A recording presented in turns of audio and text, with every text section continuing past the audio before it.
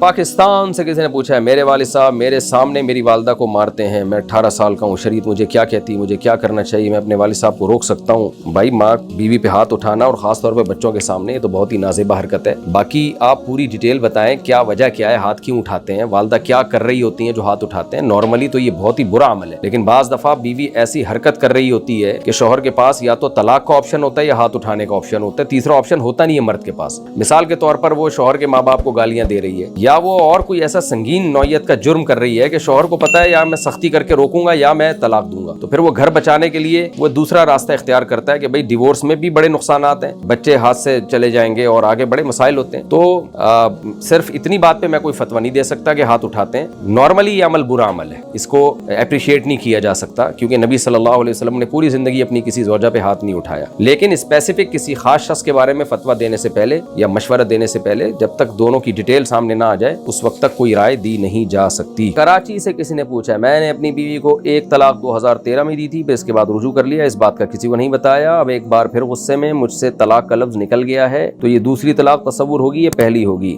یہ دوسری ہوگی بھائی صاحب۔ اب اس کے بعد مجھے رجوع کرنے کے لیے دوبارہ نکاح کرنا ہوگا یا کوئی اور طریقہ کار ہوگا؟ زبان سے کہہ دے میں نے رجوع کر لیا تو آئندہ زندگی بھر اب ایک طلاق کا اختیار رہے گا آپ کے پاس۔ یہ جو کہتے ہیں نا غصے میں لفظ نکل گیا، یا ایسا ویسا نہیں ہے، نکالتا ہے آدمی بعد میں کہتا ہے نکل گیا۔